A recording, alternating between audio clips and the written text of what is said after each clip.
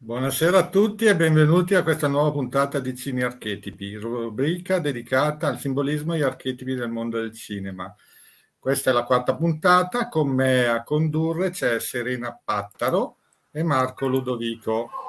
Ciao a tutti. Ciao a tutti e benvenuti, ciao Perry, ciao Marco.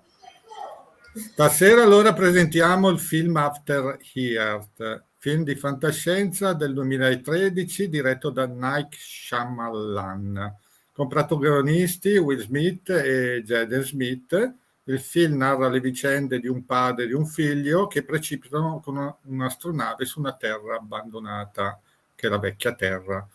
Vuoi iniziare il film? Ha proposto Serena e quindi lascerei la parola a lei se vuole iniziare a parlarci.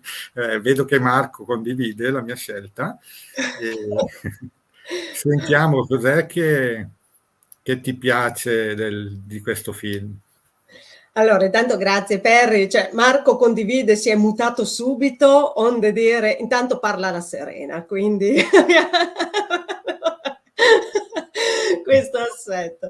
No, allora, intanto grazie ovviamente, ma allora, la cosa che mi ha affascinato particolarmente di questo film, che io in realtà ho visto tantissime volte, soprattutto in passato, adesso era qualche anno che non lo riprendevo, e però diciamo che è soprattutto l'aspetto del sottotitolo del film, il pericolo è reale, la paura è una scelta. E che è, secondo me, già la frase va a sintetizzare quello che è un po' ciò che succede nella vita di tutti i giorni. Ecco, grazie Perry che hai messo questa immagine bellissima, infatti vediamo proprio Will Smith con Jaden Smith, il figlio, che anche nel film sono padre e figlio.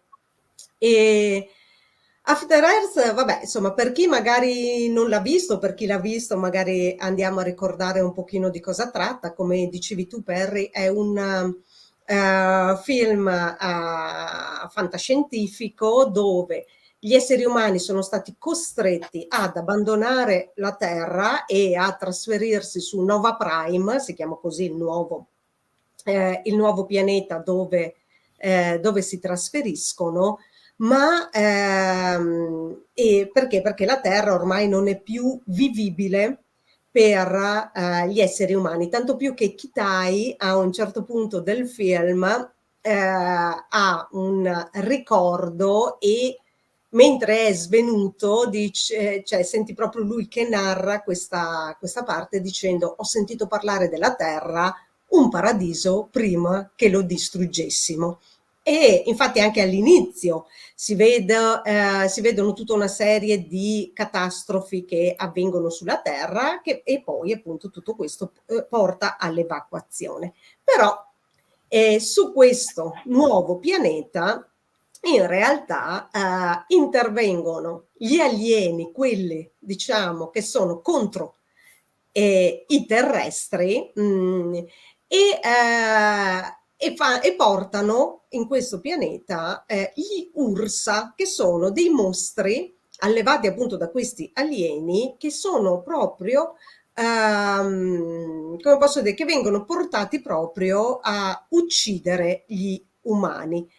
Questi Ursa cosa hanno? Hanno delle caratteristiche, sono tecnicamente ciechi e percepiscono però i ferormoni quando si è particolarmente spaventati. Quindi, come si dice proprio nel film, annusano la paura.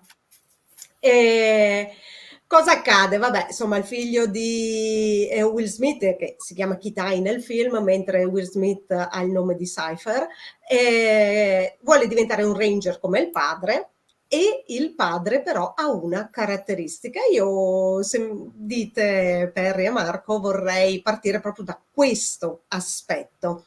Lui è il primo spettro, il cosiddetto spettro originale, quello che è libero dalla paura e per un'Ursa quindi diviene invisibile.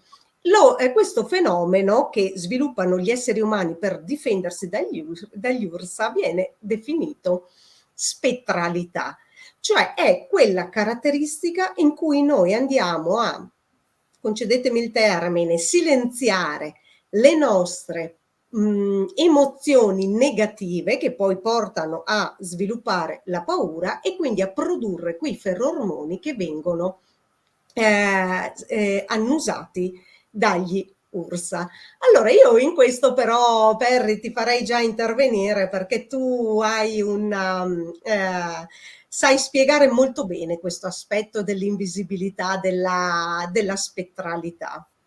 Sì, quando ho visto il film, tanto tempo fa, poi l'ho rivisto prima della trasmissione, la cosa che subito mi aveva colpito è questo aspetto della spettralità, che è molto simile a quello che si pratica nel ninjitsu, che è l'arte dell'invisibilità, dei guerrieri ninja, in poche parole, e le loro tecniche per superare la paura e le emozioni correlate, perché oltre alla paura che si vede nel film ci sono anche emozioni tipo l'arroganza, che sono comunque delle correlazioni della paura.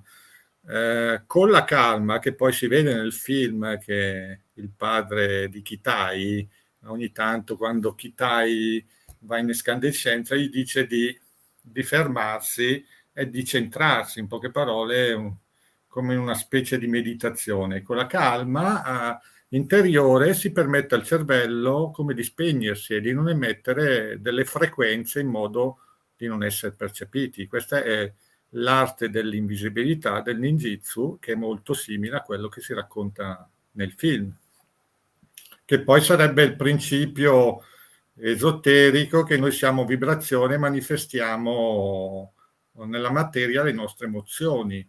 Come in un campo vibratorio emettiamo frequenze e generando quello che proviamo. La paura nel film fa sì che il mostro tenti di scovare Kitai o prima ancora i Ranger, rischiando di uccidere Kitai o uccidendo chi prova queste emozioni. Una specie di, come dicevo prima, di pensiero, legge dell'attrazione al contrario, praticamente quello che noi manifestiamo a livello emozionale nel nostro campo, che sarebbe la realtà, un po' quello che dice la fisica quantistica, le moderne ricerche, manifestiamo e ho letto questo nel film come traccia principale. Grazie Perry. Allora io vorrei anche dire come spiegano nel film come avviene questo processo di rendersi invisibili. Quindi lo voglio fare con le parole loro e poi voglio lasciare la parola a Marco giustamente per sentire la sua idea in questo. Allora, loro a un certo punto sono in una missione, è l'ultima missione di Cypher, prendono l'astronave e devono portare un'Ursa in un altro pianeta. E quindi l'Ursa è molto pericoloso all'interno di questa astronave, c'ha la sua gabbia, insomma è messo in sicurezza. Eccolo qua l'Ursa, questo mostro, come dicevo, tecnicamente cieco, che si muove. Ovviamente voi sapete, ci sono per esempio i serpenti o i pipistrelli che si muovono con gli infrarossi o con gli ultrasuoni, alcuni animali. Ecco, lui percepisce invece questi ferormoni della paura. Ovviamente Kitai, che è un po', come posso dire, è un po' un disobbediente, finché sono nell'astronave disobbedisce all'ordine del padre di riposarsi, di stare con le cinture, insomma seduto con le cinture eccetera, e dice: io mi sto riposando, riposati anche tu. Poi lui, ovviamente, che è molto curioso, parte e inizia a girare per l'astronave finché scopre un posto, entra e c'è questa gabbia. Ovviamente non si vede cosa c'è dentro. E alcuni ranger lo mettono alla prova, perché quando gli dicono guarda che è il figlio di Rage, quindi del generale Rage, e quindi lui, uno di questi, no, un po' strafottente se vogliamo dire, vuole vedere se anche il figlio ha raggiunto il livello di spettralità del padre, perché come abbiamo detto prima il padre era lo spettro originale, il primo che ha capito che per sconfiggere gli Ursa bisogna rendersi invisibili, e ha scoperto come si fa. E allora come fanno a testare la paura di Kitai? Perché ricordiamo che Kitai è un ragazzino nel film, è molto giovane. E allora questo ranger spiega perfettamente il processo, e io adesso vi leggo proprio le sue testuali parole. Lui dice: ti rendi invisibile, ci riesci solo quando non c'è ombra di paura in te. Quasi tutti si bloccano, e qua spiega tecnicamente come avviene. È la tua corteccia cerebrale che cerca una risposta che non possiede. Ed è molto interessante, perché noi scopriamo come funziona il nostro cervello. Il tuo sangue si riempie di adrenalina, questo insomma lo sappiamo, la paura fa questo effetto, il cuore batte più forte ed è più difficile respirare. Il tuo sistema neurobiologico ti dice di correre, ma le tue ginocchia non riescono a muoversi. Non è un caso che dicono le tue ginocchia invece di gambe, ma lo vediamo magari dopo. E i pori della pelle si sono già tutti aperti, espandono una quantità di ferormoni nell'aria. Tutto ciò che riesci a pensare è quando ti ucciderà. E in effetti poi, durante insomma l'avventura che adesso insomma non raccontiamo tutta la trama per lasciare anche un po' magari chi vuol vedere il film, chi non l'ha visto, di andarlo a vedere. A un certo punto c'è Kitai che chiede al padre come hai fatto a spettrare la prima volta. E anche qua è molto interessante, perché questi sono spunti che noi possiamo utilizzare durante la vita di tutti i giorni. E Cypher Age gli spiega proprio: facevo jogging da solo, una cosa che non va mai fatta, perché l'abbiamo detto, è pericoloso il pianeta dove loro sono andati a vivere, quindi non si sta mai da soli. Questo è un po' quello che dice Cypher Age. E un'Ursa si è materializzato davanti a me, afferro la mia sciabola, lui affonda una pinza dentro la mia spalla. Mi accorgo che siamo sull'orlo della rupe e cadiamo per 30 metri, finendo dritti nel fiume. Mi ritrovo steso sul fondo, lui è sopra di me, ma non si muove. Allora capisco, sta cercando di annegarmi e penso, sto per morire. Esattamente quello che diceva il ranger prima a Kitai, cioè che gli spiegava cosa ti accade. E qua c'è un altro aspetto interessante, perché poi Cypher dice: tutto sembra rallentare. Beh, il tutto sembra rallentare in realtà è ciò che accade quando tu ti centri nel momento presente. Vedo la sua pinza nella mia spalla e decido che non la voglio tenere più. Decido. Anche questo, un'altra parola chiave. La strappo via, mi lascia andare e mi accorgo, anche qua, che non riesce a trovarmi, non sa dove guardare. Allora capisco che la paura non è reale. Capisco che la paura non è reale.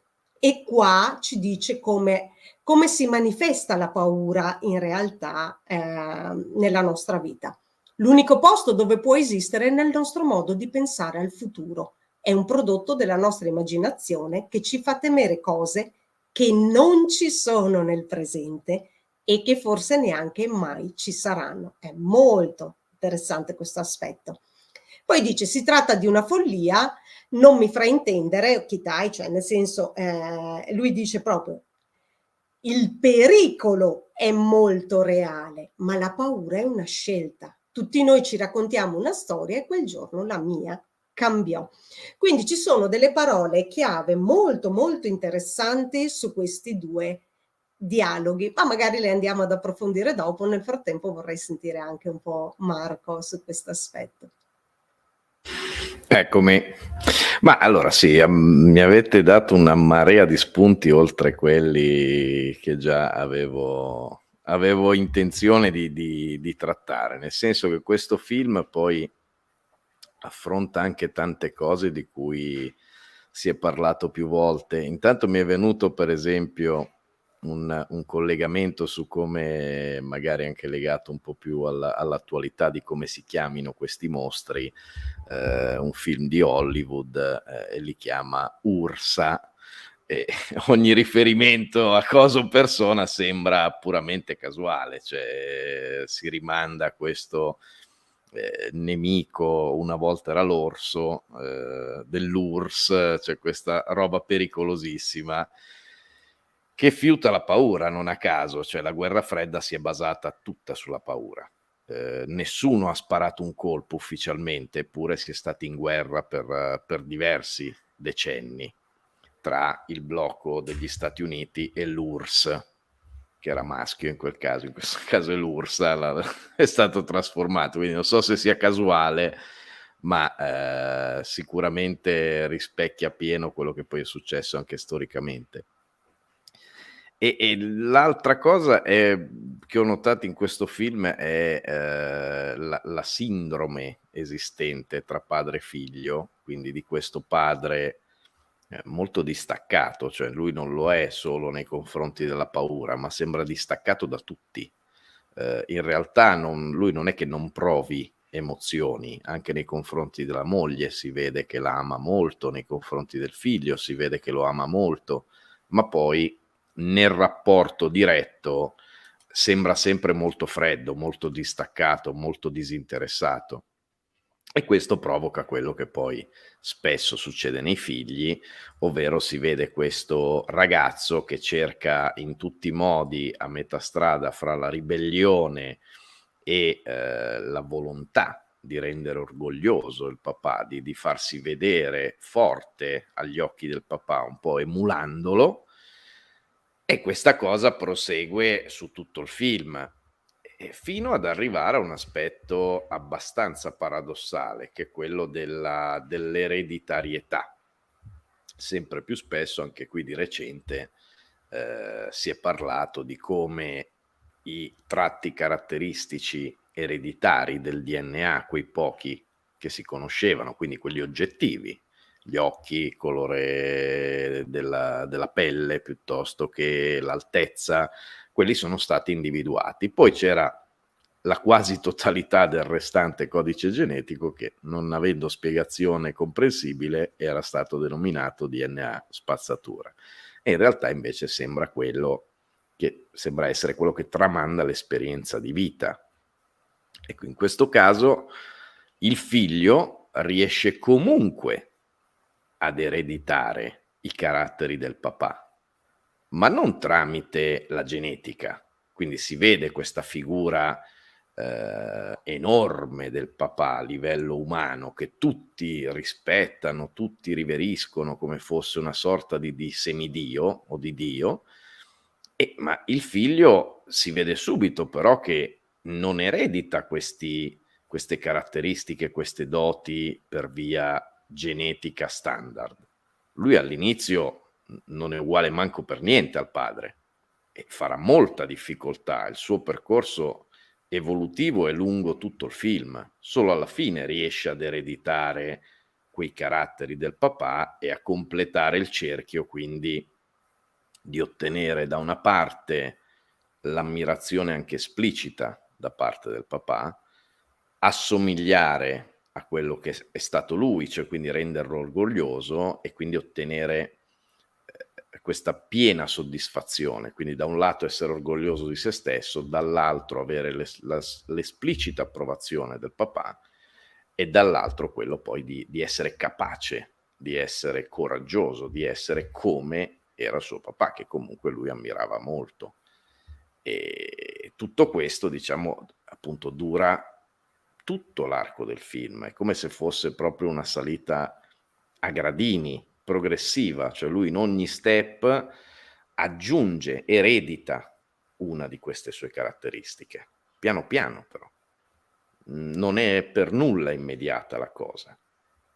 E lui gli parla da lontano, cioè lui non è lì a fianco a lui per fargli vedere fisicamente come si fa, gli parla nell'orecchio tramite un auricolare, cioè come fosse una voce, non c'è lì una persona fisica, ma lui sente questa voce del papà che gli dà dei consigli, che lo Scusa sprona. Marco, se ti interrompo, infatti Cypher gli dice proprio ti guiderò io, sarà come se fossi lì con te. Quindi la mia presenza in realtà c'è. Che è quello che poi si dice quando un genitore viene a mancare, un nostro caro viene a mancare, cioè sarà sempre accanto a me, veglierà su di te. E lui in realtà è ancora vivo quando succede, ma è per quello che ho preso spunto sul fatto della genetica, sull'ereditarietà, perché da un lato è come se lui fosse già morto sostanzialmente il papà, avviene quel famoso archetipo, quel famoso simbolo della persona cara che veglia sul figlio, ma in questo caso essendo ancora viva, cioè gli trasmette nella vita quello che probabilmente non era riuscito a trasmettergli a livello proprio genetico di DNA come caratteristiche, perché non si trattava di una caratteristica fisica. Infatti loro da quel punto di vista si assomigliano molto. È tutto il resto che viene acquisito poi con l'esperienza e gliela fa fare a lui. Cioè, è proprio matematicamente impossibile che la possa fare il papà al posto suo perché non c'è fisicamente. E Ma quindi infatti Marco, solo questo è, potente come voce. è un aspetto interessante perché tante persone pensano che l'evoluzione avvenga studiando. In realtà è la pratica sul campo, che è quello che fa poi Kitai, come dicevi tu, durante tutto il film. Cioè lui sperimenta, diventa come il padre perché è sul campo e tra l'altro è sul campo da solo. Esatto. Perché il padre è costretto a guidarlo a distanza, insomma, ecco, quindi bella anche questa immagine qua che mi piace tantissimo. E poi per chiudere, diciamo, ci ho visto molto l'ineluttabilità, cioè quando loro hanno quel famoso incidente, alla fine tra tutti i posti dove potevano cadere, si vede anche un po', no? Che ci rimangono freddi, come per dire, ma su tutto l'universo a disposizione, proprio sulla Terra dovevamo andare a cadere come unica possibilità. E lì si percepisce un po' questa ineluttabilità del destino, tale per cui anche non volendo, alla fine lì si finisce. L'unica scelta che si ha a quel punto non è sul finirci o meno, ma sul gestire poi quello che accade, cioè come affrontare tutto quello che viene, non evitarlo o sperare che non avvenga. Avverrà, è ineluttabile. A quel punto ti rimane solo da decidere come lo vuoi gestire, un po' come la paura. E Ma poi infatti magari Marco, proseguiamo sul resto. a proposito di questo è interessante perché sempre Cypher, finché dà le indicazioni a Kitai, insomma, dopo, che sono arrivati sulla Terra, ovviamente Kitai non sa dove sono, non ha riconosciuto il pianeta e lui gli dice, però ricordati, dice Cypher, che ogni singola decisione che prenderà equivarrà a vita o morte, ok? E poi gli dice proprio dove sono finiti, perché comunque Kitai aveva sentito parlare della Terra e gli dice si tratta di un pianeta in quarantena di prima classe. E già qua ci fa pensare a tanti riferimenti casuali. e dice una cosa molto interessante, che dice: ogni cosa su questo pianeta si è evoluta per distruggere gli umani, tranne un essere vivente che magari dopo vedremo di chi si tratta. E gli dice: hai capito dove siamo? E lui gli dice: no, non l'ho capito, sulla Terra. È interessante perché se noi guardiamo certi studi anche di genetica, l'essere umano è, non ha competitors, cioè è l'unico essere vivente sulla Terra che in realtà non è adatto a niente. Quindi lì ti fanno vedere che ci sono mostri, che ci sono animali che si sono evoluti in maniera diversa e sono tutti ovviamente aggressivi nei confronti dell'uomo, anzi sono mortali proprio nei confronti dell'uomo. Però questo ci fa comprendere anche che in realtà la base è anche questo. Cosa ne pensi tu, Perry? Allora, sì, il film è un film di fantascienza, però io l'ho trovato molto simile ad alcuni film fantasy ed è un film sicuramente psicologico, nel senso che una delle cose che mi ha colpito all'inizio del film è che uno dei primi pericoli che Kità incontra sono le scimmie. E le scimmie rappresentano un po' la mente. In quel caso lì viene guidato, come diceva Ludovico, dal padre che in quel caso lì rappresenta la figura del maestro che ti guida, che permette a Kitai di raggiungere la sua concentrazione, di calmarlo e di fuggire al pericolo. Nel suo viaggio poi addirittura con una tossina muore praticamente in un certo senso e poi prosegue e a un certo punto la figura del padre, per tornare a quello che ha detto Marco, il padre, secondo me, nel film rappresenta l'autorità, i condizionamenti, la famiglia, infatti è un generale e ha un certo aspetto psicologico e nel momento che Kitai si ribella veramente, nel senso che prende una sua decisione di azione, perde la comunicazione col padre e parte per questo volo come per magia, vola e viene preso da un essere, l'unico animale che lo adotta, che è l'aquila. L'aquila, questo essere che come animale totem è un essere spirituale che rappresenta le vette più alte, lo porta e lo adotta come una specie di figlio, lo porta al suo nido. Sì, anche Lui, se Dai all'inizio non lo capisce in realtà, se ne rende conto solo dopo che l'aquila è lì per aiutarlo. infatti, successivamente lui tenta di difendere dalle bestie, dai felini, non so se erano dei giaguari, delle pantere, però Perché comunque lì sono tutte modificate, no? Non sono lì esattamente come ce li abbiamo noi, però sì, sono dei felini grandi. non interessandosi, non scappando, perché già lui è cambiato quando ha spiccato il volo e successivamente l'aquila lo protegge donando la sua vita e lui praticamente in quel momento Kitai diventa l'aquila. Esatto.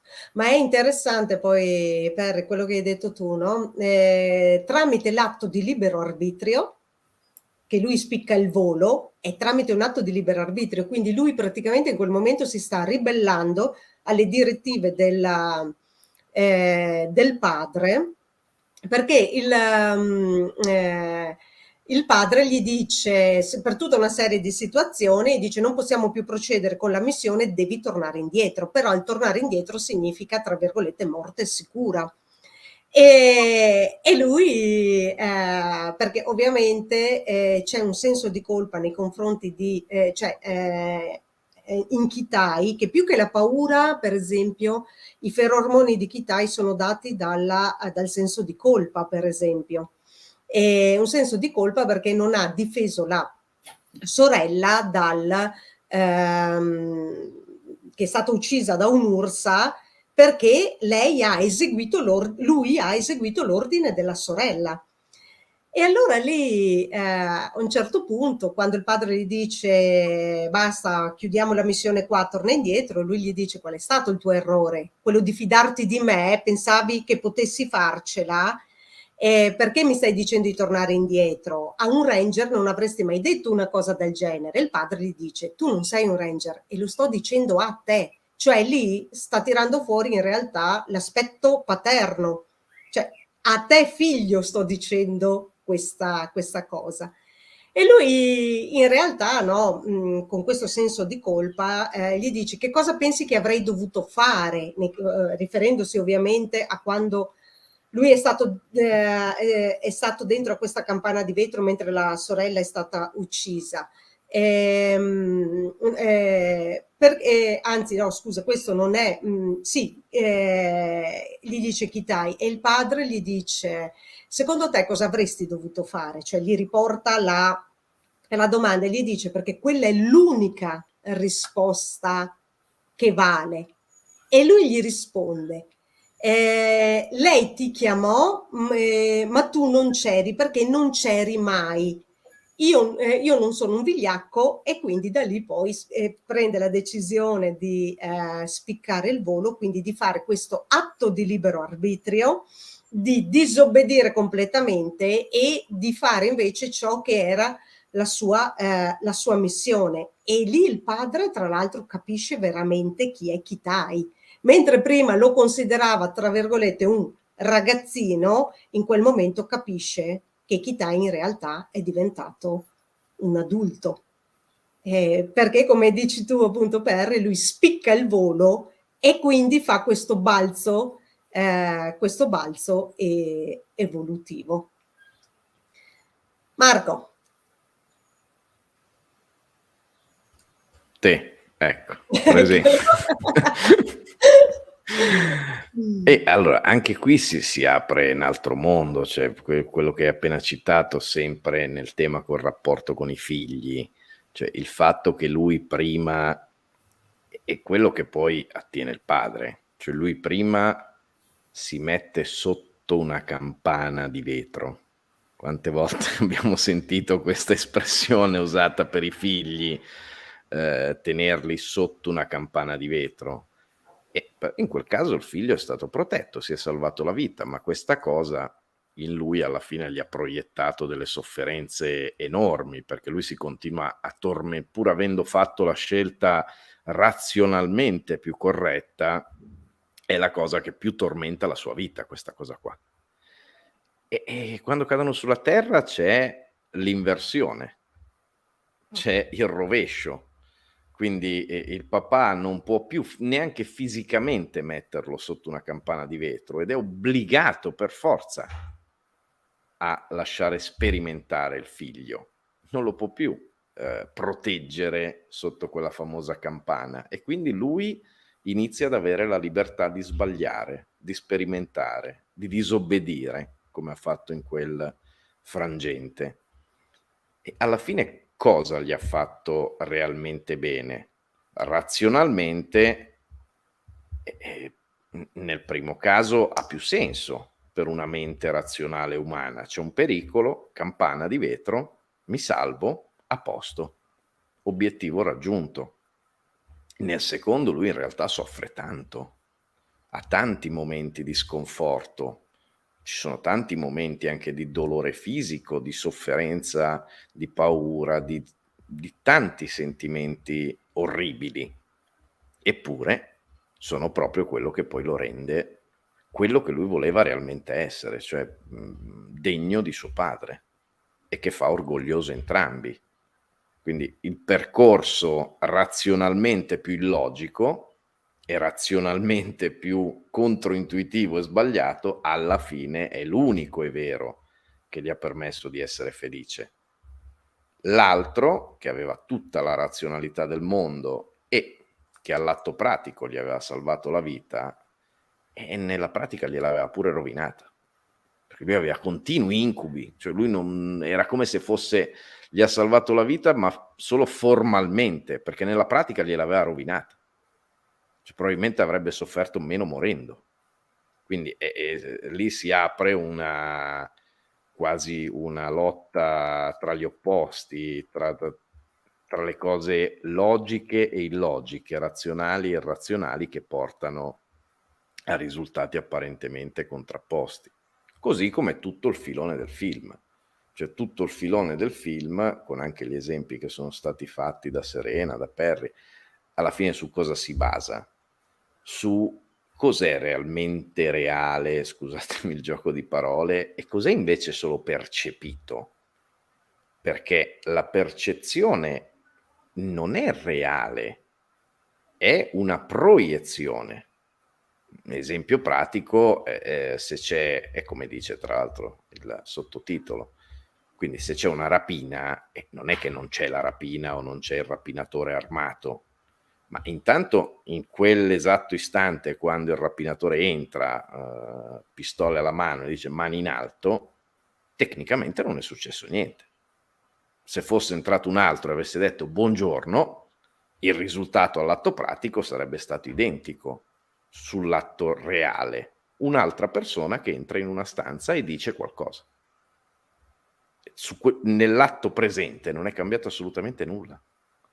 È la proiezione che io faccio del futuro che cambia la mia percezione, perché se entra uno e mi dice buongiorno, io sorrido perché penso che da lì a qualche secondo, a qualche minuto non succederà niente, anzi avrò magari una persona simpatica con la quale parlare. Se entra uno e mi dice con la pistola puntata mani in alto, penso che magari ci sia la possibilità che mi pigli un proiettile, ma è un mio pensiero, perché magari quello la pistola ce l'ha addirittura scarica, o magari una pistola a giocattolo. O Quindi è magari non un ha nessuna mio... intenzione di sparare solo per Esatto. spaventare, quindi... Esatto, quindi quello che alla fine dice, vabbè, ma non è reale, fino a un certo punto. Cioè, è reale il fatto che sia entrata una persona, abbia detto una determinata frase, ma tutto quello che è successo dentro me, che ero dall'altra parte, non ha nulla a che vedere con quella persona lì, è tutto dentro di me, che è quello che è successo al papà e che si è reso anche lì cadendo, soffrendo, cioè lui non è che immediatamente ha capito e ha saputo come reagire, e l'ha sperimentato e l'ha capito mano a mano. E lì è la stessa cosa, sono scelte. E distingue molto questo aspetto in tutti i dialoghi che lui fa con il figlio. Sono sempre puntati a questa cosa è reale, cosa invece sta avvenendo nella tua mente, a livello biologico, a livello neurale, a livello... ma distingui cosa è reale da cosa no. Infatti Marco, Esempio se ti pratico, Serena. ricordi, scusa, Dimmi. se ti ricordi, la scena di cui ha descritto prima Perry è quella delle scimmie. Lui a un certo punto attraversa il fiume, quindi le scimmie rimangono dall'altra parte e continua a correre, ancora impaurito. Esatto. E c'è proprio Esatto. Cypher da lontano che gli dice non sono più all'inseguimento, stai, lo chiama cadetto, no? Solo alla fine lo chiama Ranger, lo chiama cadetto, non sei più inseguito. Stai Gli dice, scaricando l'adrenalina e basta. Cioè. esatto, stai scappando da niente, gli dice. E infatti poi gli fa fare quel gesto che fa fare sempre, di cui abbiamo parlato prima, no? Abbiamo parlato del ginocchio, e gli dice ginocchio a terra, grazie Perry, grande Esatto. regia. Io non voglio bruciarti questo argomento del ginocchio che è importantissimo, e quindi magari accenno solo a quello che volevo Sì, dare prima finisci come pure, spunto. scusami. No, ci mancherebbe. Quello che volevo dare prima come spunto, sempre terminando il tema reale, percepito, che ovviamente molto spesso si confondono. Prima abbiamo parlato di mostri, di aquile giganti. Cioè, che cos'è un mostro? Tecnicamente, se io lo volessi definire come qualcosa di reale, che cos'è un mostro? Una scimmietta, una scimmia tecnicamente non è un mostro, ma lì lo è. E un'aquila gigante di tot metri, beh, insomma, se me la trovo di fronte non è che mi fa empatia, magari mi fa un po' paura, e però alla fine si scopre che mostro non è. Un dinosauro è un mostro, un alieno, come un leone è un mostro. In molte culture il drago è vista come figura molto nobile. Però io sfiderei chiunque domani mattina a trovarsi di fronte un drago, così come viene raffigurato. Secondo me non è che gli viene proprio anche lì molta empatia. Lo stesso leone, che ha un suo culto vero e proprio, prova a tenertelo a fianco. E poi vediamo se ti piace come l'effigie. Se non Cioè, è non è stato proprio uguale. addomesticato. Quindi anche lì cos'è un mostro? Uno è portato a dire, vabbè, ma l'ursa è ovvio che è un mostro. E chi l'ha detto? In realtà è un L'aquila da 3 mostro finché non metri. sai come gestirlo. Esatto. Cioè, alla fine lui, quando non percepisce la paura, è molto più innocuo delle scimmie. È neutro, è assolutamente non fa né bene né male. E quindi anche qui si gioca molto sugli aspetti apparentemente controintuitivi, apparentemente illogici, sulla scimmietta che diventa un mostro, l'aquila da 20 chilometri di apertura alare che invece diventa un cucciolotto, diventa la mamma. Cioè, e si gioca tanto su questa roba qui per far capire, guarda, che forse il mostro te lo crei te nella testa, non c'è di per sé a priori. E l'esempio è come dimostrato scientificamente successo, quelle persone che riescono a convivere con i leoni, che addirittura dopo anni che sono stati liberati allo stato brado si riconoscono, il leone va lì e l'abbraccia, cioè quindi il mostro è nella tua testa. Ma infatti Marco, la Non c'è. paura cos'è? La paura nasce da ciò che noi ignoriamo, ciò che non conosciamo, ma nel momento in cui io so come gestire l'ursa non diventa più un pericolo, in realtà. Cioè, il pericolo c'è sempre, però non c'è più la paura, perché come dice, il pericolo è reale, cioè noi siamo sottoposti a pericoli ogni giorno, ma fa parte insomma del nostro modo anche di evolvere. È la paura Del che... resto, Serena, l'URSS la bomba atomica ce l'aveva realmente. certo. Però poi quando hanno capito come gestirsi, alla fine certo. non è successo niente. Il È tutto pericolo lì. è reale, la paura è una scelta, assolutamente. Allora, io vorrei andare su quel discorso lì del ginocchio che trovo particolarmente interessante perché innanzitutto, allora intanto gli dici ginocchio a terra e quindi l'immagine, magari Perry, mi puoi rimettere l'immagine di prima che Certo. è bellissima. A parte che se guardate bene ha una posizione ben precisa, che in realtà sarebbe la posizione della preghiera. La preghiera ovviamente non ci si mette in ginocchio per prostrarsi a Dio, bensì la preghiera serve per centrare, cioè questa posizione serve per centrarsi in se stesso, perché comunque anche la testa inclinata in avanti in realtà è perché la mente si sta mettendo in connessione con il cuore, si sta centrando. Inoltre il ginocchio a terra ha la capacità di radicarsi nel momento presente, lo dice proprio anche Cypher in uno dei dialoghi con il figlio, dice proprio ginocchio a terra, ora radicati nel momento presente, gli dice, cioè ritorna in te. E poi glielo dice anche quando appunto sta alimentando la sua paura per qualcosa che non esiste più. Il ginocchio in realtà ha anche un'altra caratteristica. Il ginocchio, come diciamo parte anatomica, rappresenta il nostro presente. La coscia rappresenta il passato e la gamba rappresenta il futuro, quindi tra la coscia e la gamba c'è il ginocchio che è il presente.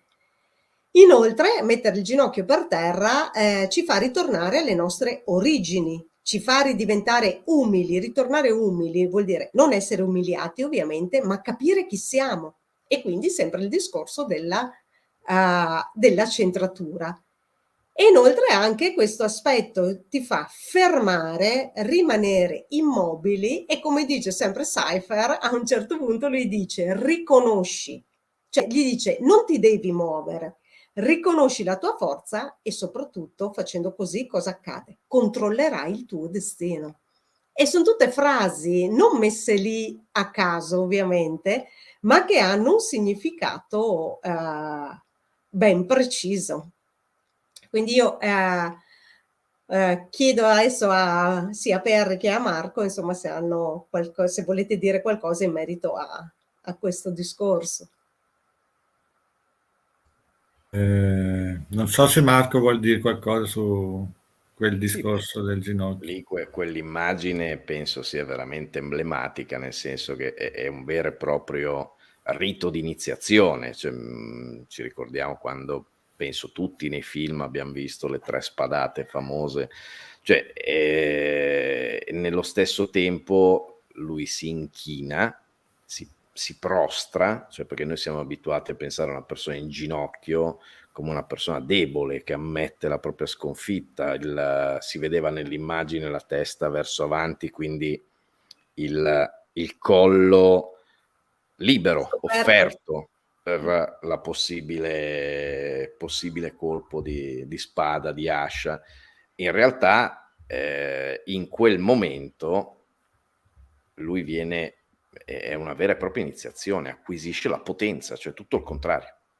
Cioè acquisendo il controllo e la consapevolezza di se stesso, abbandonandosi, perché lui a quel punto c'è quella posizione, per esempio, se vedi, non ti permette di scattare, di fuggire e neanche, cioè né di attaccare né di scappare, cioè impedisce i 2 meccanismi base della reazione umana, perché con un ginocchio su e uno giù e la mano a terra e uno poggiato sopra, tu non riesci, se prima non sposti le braccia e non ti muovi diversamente, né a correre né ad andare verso l'avanti, né a tornare indietro, cioè ti puoi solo buttare per terra, ma di più di quello non puoi fare. Una posizione che ti impedisce, è simile a quella dei blocchi da maratoneta, ma è molto diversa. Provatevi a mettere in quella posizione e provate a scattare, poi me lo dite se ci riuscite. Non è semplicissimo, quindi ti immobilizza, ti rende vulnerabile tecnicamente verso l'esterno. Allo stesso tempo il fatto probabilmente che non ti arriva una spadata sul collo e che senti la forza aumentare e non diminuire proprio in quella immobilità ti fa rendere conto che la paura che avevi di prendere la spadata piuttosto che la reazione di aggredire o di scappare era quello che invece ti rendevano debole. Quindi anche qui Infatti, Marco, molto controintuitivo, diciamo. No, ma in realtà tu hai parlato di iniziazione, quella lì è la posizione dell'iniziazione fil di spada, che è quella che avviene sul campo, cioè l'iniziazione che ha proprio Kitai, perché lui la sua iniziazione la fa sul campo. Esatto. Beh, non a caso è quella tipicamente cavalleresca. Esatto. Quindi è proprio quella. E loro infatti sono i ranger, sono mica i poliziotti o i detective, esatto. Sono i rangers. E se qualcuno si ricorda Walker Texas Ranger, non era uno che andava in giro con la Rolls Royce, cioè preferiva il cavallo. Ricorda molto alcuni film fantasy, perché comunque parte dalla ricerca della salvezza, cercando segnale d'aiuto che potrebbe essere un'allegoria di un faro, di una torcia, e non si riesce a conquistare fino alla fine. C'è un aiuto da parte della sorella dall'aldilà, però nonostante tutto questo, la salvezza che è data dall'aiuto che viene dal segnale dall'alto, dall'universo, da Dio, non si accende finché non si combatte il mostro finale, il drago, come si dice, e lo si fa su una montagna infuocata che può rappresentare il castello e può rappresentare la montagna, sì, può rappresentare praticamente la torre del drago, una specie di guardiano della soglia che poi dopo, quando tu non hai più paura di questo, si risolve tutto e si può accendere finalmente la fiaccola della libertà.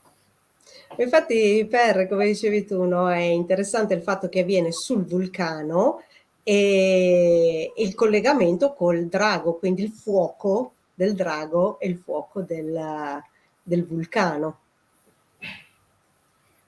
In questo Tra l'altro caso. una corsa scandita da dei tempi dei tempi, nel senso non si può correre di notte dove c'è oscurità, dove si ferma il tempo, un po' come Cenerentola che a mezzanotte deve tornare a casa, e a un certo punto bisogna riposare la mente perché non c'è più energia, addirittura si congela e quindi è proprio l'assenza dell'energia. Esatto. Poi un altro aspetto che a me ha affascinato, andando a vedere un po' l'aspetto, diciamo, sia della, che ci spiega la scienza, sia un po' la spiritualità, questo aspetto che verso la fine loro non possono più comunicare. Perché si rompe ovviamente lo strumento, ma riescono a farlo in maniera entangled, cioè Cypher gli dice le cose e Kitai è come se stessero comunicando telepaticamente, però non è una vera e propria telepatia, è proprio una intuizione che ha Kitai di quello che deve fare. Quindi sembra proprio questo processo entangled che è la maniera in cui loro comunicano. E guarda caso quando è che avviene questo, alla fine, quando c'è un rapporto diverso tra padre e figlio, quando in realtà hanno iniziato ad entrare in empatia tra di loro. Anche questo è un aspetto che mi ha affascinato. Cosa ne pensate voi?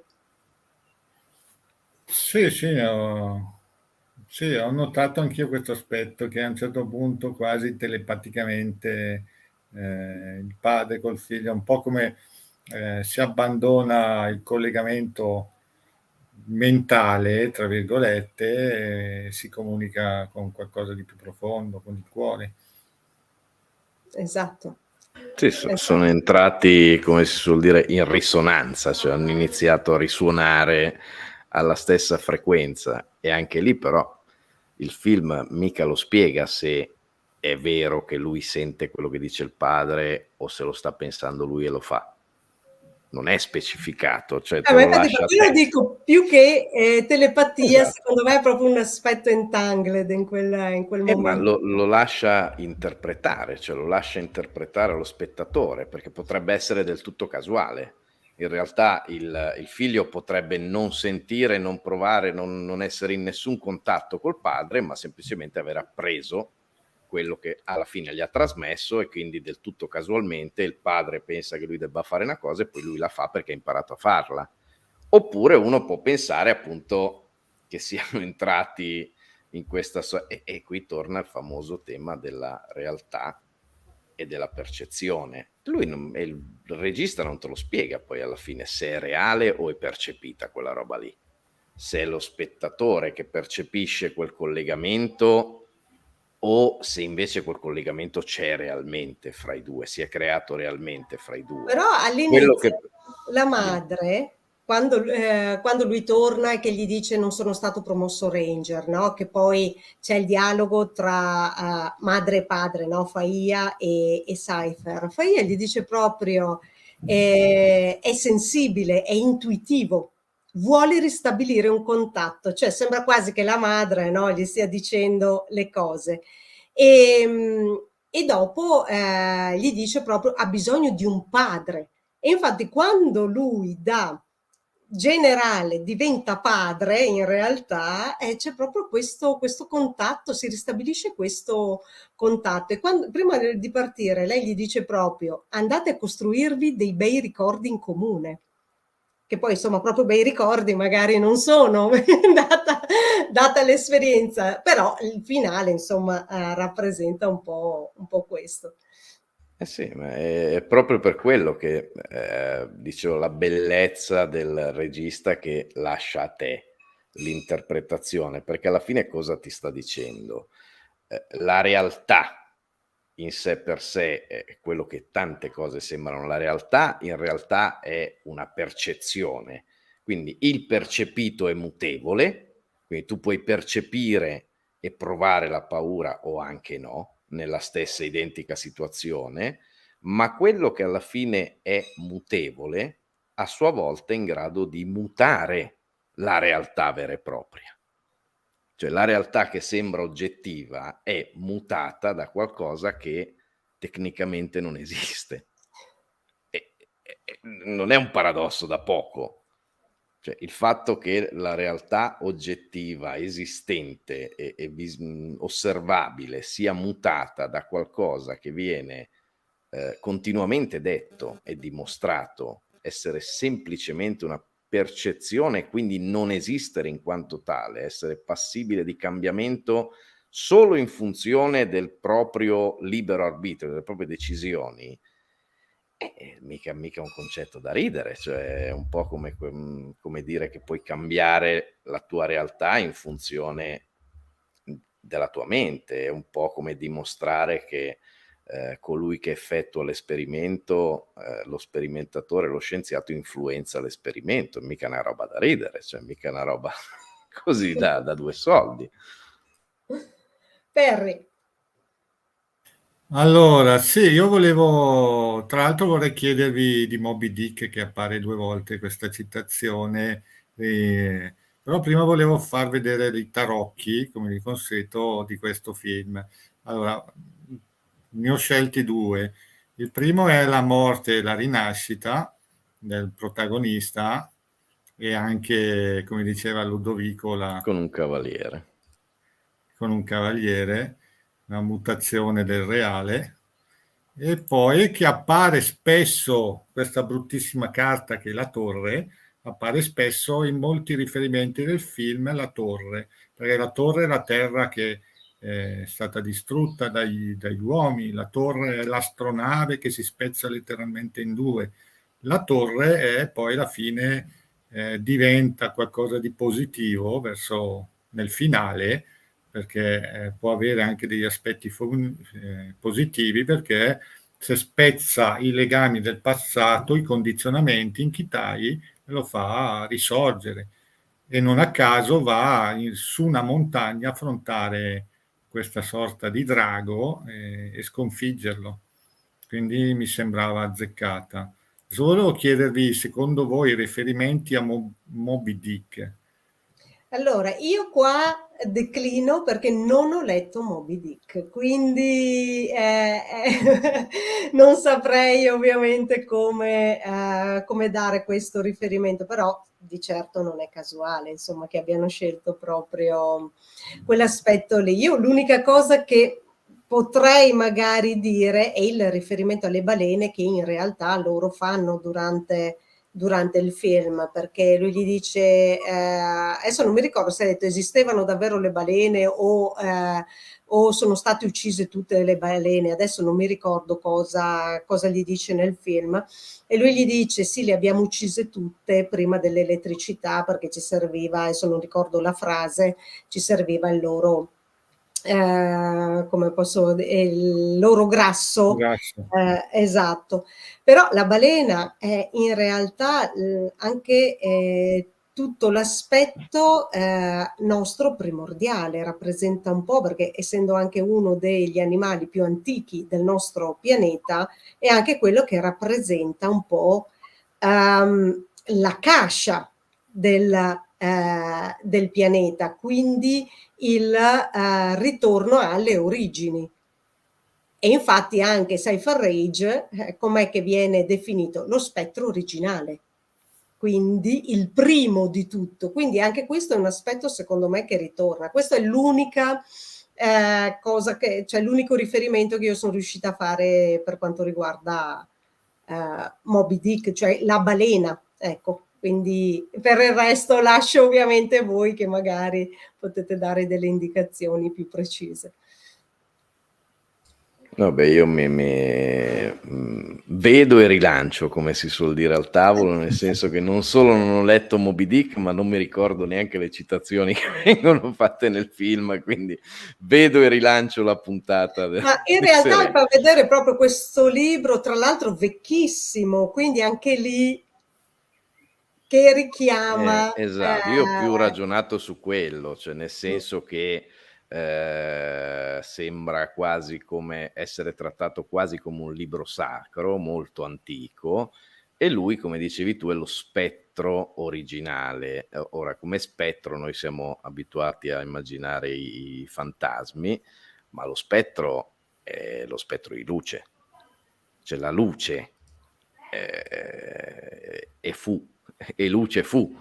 Cioè lui è sostanzialmente l'inizio, e si porta dietro quella sorta di libro quasi paragonabile ormai a una sorta di reliquia di libro sacro, e non so se poi ci possa essere, Beh, diciamo, sicuramente i riferimenti che ha fatto Serena non sono di poco conto, secondo me, molto importanti.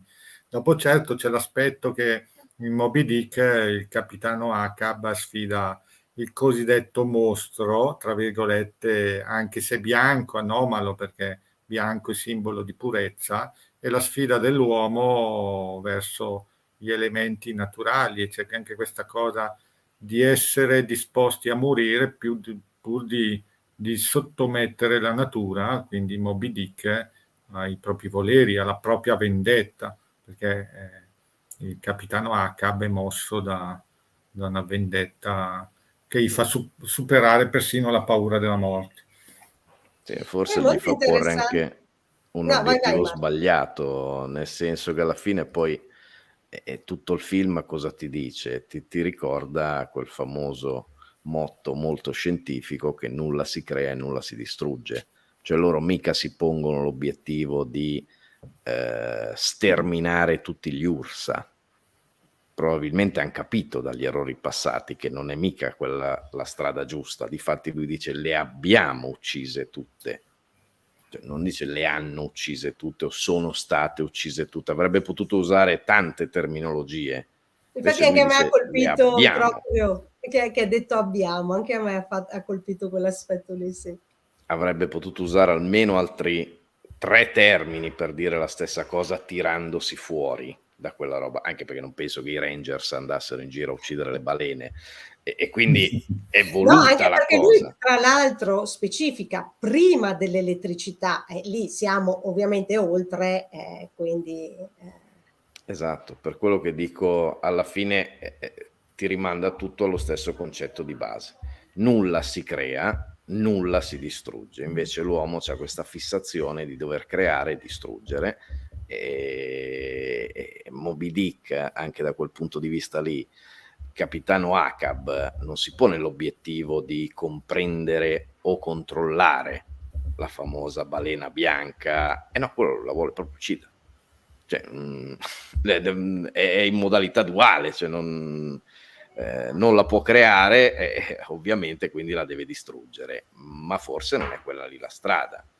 È tutto incentrato su quello, cioè anche sul figlio, lui stesso, il far capire, non è che lui come luce originaria, come spettro originario è stato creato o distrutto da qualcuno o ha distrutto qualcun altro, così come il figlio non è che è stato creato in maniera diversa, e sono tutte le emozioni, le percezioni che sono state controllate, comprese, controllate e modificate. Cioè tutto si trasforma, tutto quello che invece punta a creare o a distruggere, e diciamo che sia nell'esempio di Moby Dick, sia nell'esempio della Terra, sia nell'esempio di tutte le altre cose possibili e immaginabili, non ha portato degli ottimi risultati. L'unico che ha portato un buon risultato è la comprensione, la gestione e il controllo della paura, dell'ursa, di tutto. Alla fine è sempre quella la martellata, cioè il messaggio martellante è sempre quello lì, e smettetela, state inseguendo un obiettivo di per sé in principio impossibile. Non si crea, non si distrugge niente, imparate a gestire quello che c'è, e questo lo possiamo applicare molto sulla vita attuale. Tra l'altro ma ne anche perché parlavo Marco, proprio oggi con scusami, un'amica. abbiamo capito che non è distruggendo il nemico che scompare la nostra paura. In realtà la paura rimane ancora, quindi il problema non l'abbiamo risolto, perché se non l'abbiamo risolto ci sarà comunque un altro nemico. Allora a quel punto lì impariamo a gestire il nemico, impariamo a Esatto. gestire la nostra paura. Ecco. Beh, guarda, ne parlavo proprio oggi con un'amica, neanche a farlo apposta. E dicevamo, cioè, l'uomo nelle società moderne sembra quasi, cioè potrebbe non avere più quelle paure che purtroppo era costretto ad avere l'uomo primitivo, o in questo caso il ragazzo poverino che è immerso nella natura più selvaggia e in qualsiasi momento potrebbe arrivargli qualcosa addosso che lo uccide. L'uomo moderno, tra virgolette, potrebbe passare il 99,9% del suo tempo assolutamente sereno e tranquillo, che non gli succeda assolutamente niente. In realtà si vive in costante ansia e paura del prossimo, di qualsiasi cosa, cioè tutto diventa una minaccia. E perché? Perché la paura, la minaccia, il nemico, anche lì come archetipo, come percezione, come simbolo, non lo puoi eliminare. E difatti anche oggi in alcune parti del mondo dove ci sono ancora delle tribù, e loro non vivono come noi, non percepiscono tutti i loro prossimi come possibili minacce, fanno quadrato contro una minaccia esterna. E noi invece continuiamo a vivere come se tutto fosse una minaccia, tutti contro tutti. Perché? Perché avendo eliminato una vera minaccia esterna, come diceva Serena prima, siamo, tra virgolette, in cima alla catena alimentare, cioè non c'è a Milano un qualsiasi altro essere che mi possa mettere in Infatti pericolo. Marco, mi hai fatto venire in mente un altro punto, quando Cypher gli dice ogni movimento sarà sotto il protocollo fuggire e sfuggire. Quindi non fight or flight response, perché la fight or flight response, cioè lotta o fuggi, fa sviluppare i ferormoni, perché è sotto l'egida della paura. Mentre il protocollo cosiddetto, come lui dice, fuggire e sfuggire, fuggire in senso anticipa l'incontro col nemico, no? Infatti lui da lontano gli dice guarda che sta arrivando il pericolo, si sta avvicinando. In quel momento lì, e sfuggire significa proprio diventare invisibili, come dicono durante tutto il film, è molto interessante. Quindi smettiamo con la fight or flight response, che era un po' quello che tu raccontavi adesso in centro a Milano, non c'è questa cosa. E quindi anche questo è stato proprio un punto molto interessante del film, cioè rimani centrato, non aver paura, cioè anticipa, invece che crearti la paura, crearti il problema di combattere, anticipa e sfuggi. E gestiscila. Esatto. Quando arriva gestiscila. Noi invece purtroppo, come dicevo, nella società moderna ne vediamo i risultati. Siamo abituati a procedere per eliminazione.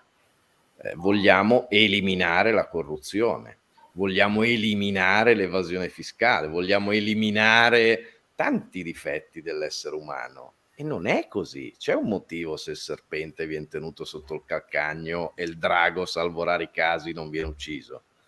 Cioè, perché quelle robe lì non le puoi eliminare. Tu puoi eliminare quella roba lì, il nemico esterno, la minaccia esterna, ma tanto la mente te ne creerà un'altra che è peggio, perché non esiste.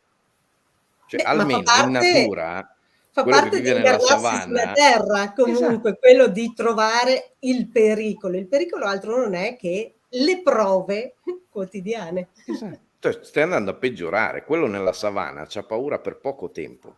C'ha paura quando vede il leone, perché c'ha paura perché c'ha ragione. E cazzo, nella città invece tu hai eliminato tutti i pericoli, ti sei messo sotto quella famosa campana di vetro, e però poi non vivi perché continui appunto Che è un a po' quello che vivere di diceva rimorsi. prima, Esatto. fermati, no? Stai scappando da niente, gli dice, no? Esatto. Cypher Age. Ecco, è un po' la stessa cosa. Tu vedi, se ti avvicini a chiunque, attualmente non c'è un'iniziale apertura come ci dovrebbe essere fra esseri umani tranquilli, sereni, c'è sempre quel sospetto, quel momento dove se tu ti avvicini, questo cosa vuole? Mi vuole rapinare, mi vuole fare del male, mi vuole... Ma perché? Cioè non è detto, perché? Allora, Perry, siamo andati un po' lunghi oggi. Abbiamo fatto bene, non ci siamo spaventati, non abbiamo avuto paura di Esatto. suonare. Io In realtà ci sarebbe anche tutto l'aspetto che riguarda i 4 elementi, perché i 4 elementi terra, aria, per esempio abbiamo parlato dell'aria, del respiro, no? Che lui deve continuamente inalare queste fialette per riuscire a respirare. Il fuoco abbiamo parlato prima, abbiamo parlato dell'acqua, cioè di E questi 4 deve, scusami elementi. Serena, anche controllare e gestire bene queste fialette, perché ne ha un numero limitato, per un tempo limitato, per una missione stabilita. È Esatto, sempre gestione e controllo. Non le esatto. elimina e non le Gestione del crea. tempo, perché deve a un certo punto andare a dormire in zone calde. Esatto. Quindi anche i 4 elementi in realtà, poi il quinto, insomma, la quintessenza che è ciò che diventa lui, cioè ciò che è lui in realtà alla fine di tutto un processo iniziatico, alchemico, poi lo possiamo chiamare in qualsiasi maniera. Comunque sì, ritornano molto anche continuamente questo passaggio da un elemento all'altro durante il film. Sì, Beh, sono stati mentali, come diceva Ludovico, poi alla fine la gestione, il controllo, non puoi uccidere il mostro che sarebbe la tua mente. La tua mente continua a produrre pensieri, nella meditazione si insegna che devi semplicemente osservarli, centrarti, osservarli. Non puoi eliminare la mente come non puoi eliminare l'ego. Ci devi convivere e li devi gestire. un po' come il drago che non va ucciso ma va utilizzato a proprio favore, come fanno in Harry Potter. Come io faccio spesso questo esempio, quando loro devono scappare dalla Gringotts, non uccidono il drago, lo utilizzano per scappare dalla Gringotts. Quindi anche lì è un aspetto, come diceva appunto Marco, non devi ucciderlo, portalo a tuo favore. Questo è un aspetto interessante, trasmutandolo ovviamente, non a tuo favore nel senso che, tra virgolette, come dicevi tu Marco, no, l'evasione fiscale, allora evado anch'io. No, non è in quel senso, ok? Ovviamente va compreso e va... Va gestita. come... No, va gestito. Esatto, va gestito in quel senso. Prova a pensare anche nel mondo religioso, quanti si privano per vari motivi della sessualità, in tanti casi come finisce, e che alla fine poi succedono cose brutte, perché è una cosa dell'uomo comunque quella roba lì, quindi o tu la gestisci e la controlli in una certa maniera, ma se decidi da un giorno all'altro di privartene, e poi subentrano problemi ancora più gravi, cioè ancora peggiori, come le paure. Esatto. Bene, allora siamo andati lunghi e come ho detto prima abbiamo fatto bene, però ora è il momento di salutare il nostro pubblico. Salutiamo tutti come vogliamo, per chi vedrà, chi ha visto e chi vedrà questa puntata di Cinearchetipi. Beh, io ovviamente mi unisco ai tuoi saluti e ovviamente riporto la frase che a me sta particolarmente a cuore di questo film, che è proprio: il pericolo è reale, la paura è una scelta, quindi prendete voi le vostre decisioni giorno per giorno. E Buona serata. prima di prenderle possibilmente pensate, perché non è detto. Buona serata a tutti.